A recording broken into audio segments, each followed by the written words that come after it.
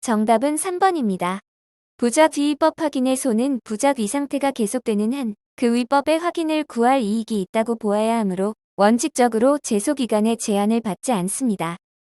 그러나 판례는 행정소송법 제38조 제2항이 제소기간을 규정한 같은 법 제20조를 부작 위법 확인 소송에 준용하고 있는 점에 비추어 보면 행정심판 등 전심 절차를 거친 경우에는 행정소송법 제20조가 정한 제소기간 내에 부작 위법 확인에 소를 제기하여야 한다고 봅니다.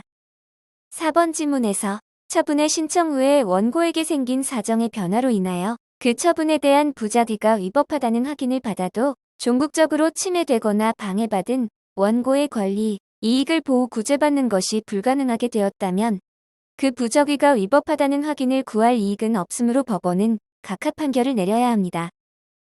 부작 위법 확인 소송이란 행정청의 부작위가 위법하다는 것을 확인하는 소송을 말합니다. 즉 당사자의 신청에 대하여 일정한 처분을 하여야 할 법률상 의무가 있음에도 불구하고 어떠한 처분도 하지 않고 이를 방치한 경우 그 부작위가 위법함을 확인하는 소송입니다.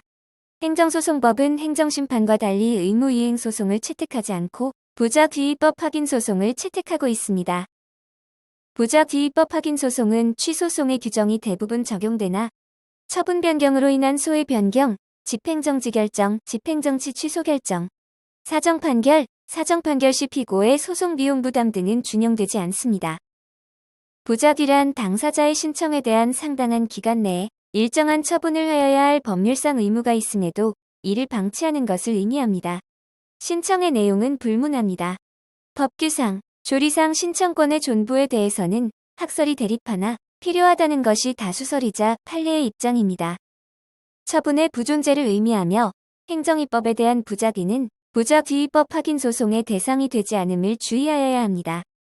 행정심판을 거치지 않은 경우 부작 위법 확인 소송의 경우는 처분이 없으므로 처분이 있음을 전제로 한 취소소송의 제소기간 제한에 관한 규정은 성질상 준용되지 않는다고 볼 수 있습니다.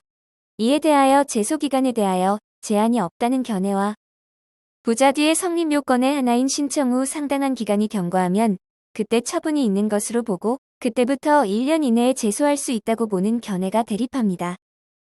사실심 변론 종결 시까지 청구기초의 변경 없이 법원의 허가를 받아 부작 위법 확인 소송을 취소소송이나 당사자 소송으로 변경할 수 있습니다. 다만 처분이 존재하지 않는 부작 위법 확인 소송에서는 처분 변경으로 인한 소의 변경은 적용되지 않습니다. 재처분 의무 판결에 의하여 행정청의 부작위가 위법하다는 것이 확인되면 행정청은 그 판결의 취지에 따라 처분을 해야 할 의무가 발생합니다.